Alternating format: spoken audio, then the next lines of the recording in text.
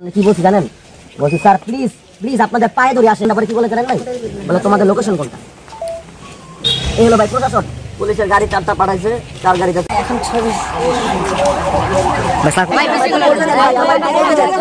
ভাইদের কখন একসাথে পাই না। আমাকে বলতে দেন ভাই, একটু একবার ঢুকি এলাকার মধ্যে। ঢুকার সময় আমার একজন আটকায়, 2-3 জন আটকায়, বলে আপনি যেদের লোক। পরে আমি ভাই এখানে গিয়া বলেন যে 2-3 জনকে মারা ফেলছে। আমার তো ভাই এটা বিশ্বাস করা লাগবে, আমি তখন যাই না ভিতরে সিচুয়েশন কি, কারণ আমি দেখতেছি প্রতিটা মানুষের একটা রামদা। পরে আমি পুলিশ বিশ্বাস করেন ভাই, ওদের দেখি 3 জন দেখি মারা ফেলেছে, এটা বলতেছে। আপনি একটু এখানে দাঁড়ায় লোকেশন দেন, লাইভ লোকেশন দেন, বাড়ির নাম্বার কত, রাস্তার নাম্বার। আসসালামু আলাইকুম ভিউয়ার্স, হাসনা তো সারজিৎ ভাই শেখ হাসিনার বাড়ি পরিদর্শন করতে গিয়ে কিন্তু তারা নিজের চোখে দেখে নিজের চোখের কান্না কোনোভাবে ধরে রাখতে পারলেন না যে এগুলো কী করেছে। কোনো হারে হত্যা করেছে আপনার ছেলে, আমার ভাই, আমাদেরই কেউ না কেউ আত্মীয় আপন স্বজনকে দেখা যাচ্ছে উদাও নাই, তাদেরকে কিন্তু এইখানে নিয়ে যায় একদম ফাঁসি দেওয়া হয়েছে কিংবা জবাই করা হয়েছে বলতে গেলে। এই হাসিনা কি না করছে ভাই, চোখের কান্না কথাই বলতে পারতেছি না যে কী করছে। আপনারা কি দেখছেন ভিডিওটা? পুরো ভিডিও না দেখলে বুঝতে পারবেন না। এই হাসিনা যে অত্যাচার নির্যাতনগুলো করে গেছে এবং খুন খারাপি করে গেছে, সেই হাসিনাই কিন্তু একদিন সময় আমাদের 17 বছর প্রধানমন্ত্রী ছিল নির্বাচন ছাড়া। তো তার আগে একটা ছোট্ট অনুরোধ, আপনি যদি আমার চ্যানেল নতুন হয়ে থাকেন অবশ্যই চ্যানেলটা সাবস্ক্রাইব করে দিয়ে যাবেন। চলুন যাই পুরো ভিডিওটা শুরু করি, তাহলে ইনশাল্লাহ বুঝতে পারবেন। কি বলছি জানেন?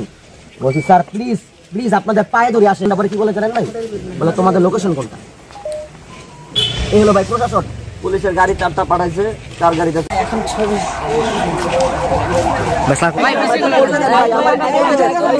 ভাইদের কখন একসাথে পাই না। আমাকে বলতে দেন ভাই, একটু একবার ঢুকি এলাকার মধ্যে। ঢুকার সময় আমার একজন আটকায়, 2-3 জন আটকায়, বলে আপনি যেদের লোক। পরে আমি ভাই এখানে গিয়া বলেন যে 2-3 জনকে মারা ফেলছে। আমার তো ভাই এটা বিশ্বাস করা লাগবে, আমি তখন যাই না ভিতরে সিচুয়েশন কি, কারণ আমি দেখতেছি প্রতিটা মানুষের একটা রামদা। পরে আমি পুলিশ বিশ্বাস করেন ভাই, ওদের দেখি 3 জন দেখি মারা ফেলেছে, এটা বলতেছে। আপনি একটু এখানে দাঁড়ায় লোকেশন দেন, লাইভ লোকেশন দেন, বাড়ির নাম্বার কত, রাস্তার নাম্বার কত। 2.5 ঘন্টা পরে ভাই পুলিশ আমার বাড়িতে আগে পরে 4 থেকে 5 জন। এবং তাদের কাছে যখন আমরা আবার যাই, তখন তারা কি বলে জানেন ভাই? আমাদের তাদের কাছে যাওয়া লাগছে। প্রশাসনকে জানাই যে স্যার আমার 3 জন লোককে মেরে ফেলছে, ওরা বলতেছে আপনারা তাড়াতাড়ি আসেন, আপনাদের পায়ে ধরি। তারা আমারে বলে স্পট আমরা চিনতেছি না, আমরা আসতেছি, আমাদের প্রোটোকল আছে। আমি লেগে যে গুন্ডারা পুরোপুরি ভয়বিহীন যে কাজগুলো করছে, সেই কাজগুলো করতে পারতো না। আমার কাছে মনে হয় প্রশাসনের যোগ সাদেশ রয়েছে। রব উঠেছে যে ছাত্ররা এখানে আসছে লুটপাট করছে, মূলত ছাত্ররা সেখানে গেছিল লুটপাট থেকে থামানোর জন্য। আসলে সারা বাংলাদেশে যে ঘটনাটা ঘটছে, যে বিভিন্ন জায়গায় একটা শ্রেণী পরিকল্পিতভাবে বিভিন্ন জায়গায় হামলা করে পরবর্তীতে দেখা যাচ্ছে ছাত্রদের দুর্নাম করছে। তো সেই জায়গা থেকে আমরা গাজীপুর কিন্তু ইউনাইটেড গাজীপুর, তো সেই জায়গা থেকে আমরা প্রথম থেকে চাচ্ছিলাম গাজীপুরে এরকম কোনো অকারেন্স না ঘটুক এবং ছাত্রদের বিশেষ করে এই ব্যাপারে সচেতন থাকার জন্য বলা হয়েছে। তো প্রথম থেকে এই বিষয়ে সচেতন থাকার কারণে গাজীপুরে এরকম কোনো অকারেন্স ঘটে না এখন পর্যন্ত। আজকে আমাদের কাছে নিউজ আসলো যে ধীরাশ্রম একটি বাড়িতে সাবেক মুক্তিযোদ্ধা মন্ত্রী যে কোলাঙ্গার, তার বাড়িতে নাকি হামলা হয়েছে। তো এরকম খবর শোনার পরে যেহেতু মানুষ ছাত্রদেরকে বারবার এখন একটা ট্যাগ আকারে দিয়ে ফেলে, তো সেই জায়গা থেকে আমাদের ছাত্র বলতেছে যে আমরা যাই এটা থামানোর চেষ্টা করি, প্রতিরোধ করি। তো সেই জায়গা থেকে তারা চলে আসছে, এখানে আসছে আমাদেরকে। এখানে চলে আসার পরে তারা প্রাথমিকভাবে যারা ছিল লুটপাট করতে আসছিল তাদেরকে অনেকটা বোঝায় ফেরত পাঠাবে, এবং কিছু লোক ভিতরে ছিল, তো তাদেরকে বলছে যে ভাই আপনারা বের হয়ে যান। এইগুলা করা মানে স্বাভাবিকভাবে যেভাবে বোঝানো দরকার সেভাবে বোঝা তাদেরকে বের করে দেওয়ার চেষ্টা করছে, এবং তারাও সেটা মানছে। কারণ আমার কাছে লাস্ট ফোন আসছিল, তখন তারা বলছে যে ভাই সবাই বের হয়ে যাচ্ছে, আমরাও বের হয়ে যাচ্ছি। তো এই মুহূর্তে ওরা যারা ভিতরে আগে থেকে অবস্থান করেছিল, মানে লুটপাট করতেছিল, যারা বাড়িতে মূলত বন্ধ ছিল, একটা শ্রেণী আগে ঢুকে বসেছিল যারা লুটপাট করা, তো ছাত্ররা মূলত তাদেরকে বের করার জন্য এখানে গেছে। তো তারা সিম্পেথি নেওয়ার জন্য ছাত্রদেরকে বলতেছে যে আমরা ভুল করছি, আমরা আর এগুলা চিন্তা করতে আসবো না, বা এই লুটপাটের সাথে জড়িত না, আমরা লুটপাট করবো না।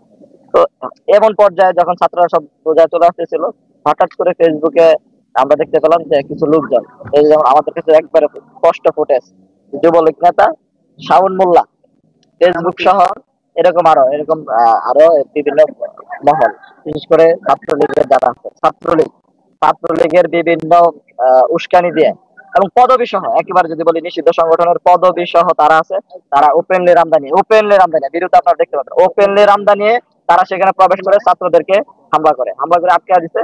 এবং আশ্চর্যজনক ভাবে কতটা পরিকল্পিত ভাবে তারা এটা করছে, মসজিদে রব উঠেছে যে ছাত্ররা এখানে আসছে লুটপাট করছে, মূলত ছাত্ররা সেখানে গেছিল লুটপাট থেকে থামানোর জন্য, কিন্তু তারা এটা পরিকল্পিত ভাবে সেটা গ্রামবাসীর মধ্যে ছড়াইছে যে ছাত্ররা এখানে লুটপাট করতে আসছে। প্রশাসনের ব্যাপারটা ক্লিয়ার করি। প্রশাসন যোগাযোগ করার আধা ঘন্টা পরে তাদের সাময়িক মানে ফোর্স পাঠায়, কনস্টেবল স্টেপের আর কি, তারা 3 গাড়ি প্রশাসন এখানে উপস্থিত ছিল। কিন্তু তারা বলতেছিল যে যতক্ষণ পর্যন্ত ওসি আমাদেরকে পারমিশন না দিবে ততক্ষণ পর্যন্ত আমরা মুভ করতে পারবো না। অর্থাৎ তারা এখানে দাঁড়াই ছিল, সবকিছু ঘটনা জানতেছে, লাইভও দেখতেছে, কিন্তু তারা কোনো ধরনের পদক্ষেপ নিচ্ছে না। এবং পরবর্তীতে প্রশাসনের ঊর্ধ্বতন কর্মকর্তাদের কাছে ফোন দেওয়ার পরেও ওসি আসছিল ওই আধা ঘন্টার পরে, আরো 1 ঘন্টা পরে আসছিল। অর্থাৎ 1 ঘন্টা 30 মিনিট পরে সদর থানার অন্তর্ভুক্ত ছিল এই এরিয়াটা, ওই এরিয়াটা, এবং সদর থানার ওসি 1 ঘন্টা 30 মিনিট পরে আসছিল। এবং ওনার এই গাফিলতির কারণে মূলত এই পরিস্থিতি আরো বড় আকার ধারণ করছে। না হলে যদি ইনস্ট্যান্ট পদক্ষেপ গ্রহণ করতো, আমার কাছে মনে হয় আমাদের ভাইদের যে অবস্থা হয়েছে এই অবস্থা কিছুটা হলেও কমতো। এবং আমি লেগে যে গুন্ডারা পুরোপুরি ভয়বিহীন যে কাজগুলো করছে সেই কাজগুলো করতে পারতো না। আমার কাছে মনে হয় প্রশাসনের যোগ সাজেশ রয়েছে। তো আমি নিজে স্পটে ছিলাম এবং আমি এখান থেকে শুরু থেকে শেষ পর্যন্ত সবই ছিলাম। এই পর্যন্ত টোটাল আমি নিজে ভেরিফাইড করে নিছি হচ্ছে 20 জন আহত। তার মধ্যে 4 জনের অবস্থা খুবই মুমূর্ষ, তাদের সাথে সাথে মেডিকেলে পাঠানো হয়েছে, ঢাকা মেডিকেল পাঠানো হয়েছে। এবং গাজীপুর থেকে টোটাল ঢাকা মেডিকেল 10টা অ্যাম্বুলেন্সের মধ্যে গেছে। আর সবচেয়ে বড় কথা হচ্ছে কি, যে আমি একটা জিনিস বলতে চাই, প্রশাসনকে ফোন দেওয়ার 2.5 ঘন্টা পরে তারা পদক্ষেপ নেওয়া স্টার্ট করছিল। মাঝখানে যখন আমি আমার ভাইদের মানে মানে নিজে একটা সাহস নিয়ে যখন গেছিলাম, ওইখানকার একজন লোক আমারে বলে যে আপনি কি এখানকার? আমি বললাম যে না, আমি এখানকার না, আমি এখানে একটা খবর পেয়ে আসছি, কারণ আমার তাকে জানতে হবে যে কি অবস্থা। তো উনি আমারে বলে যে এখানে কিছু হয় না, এখানে অলরেডি 3 জন মারা গেছে।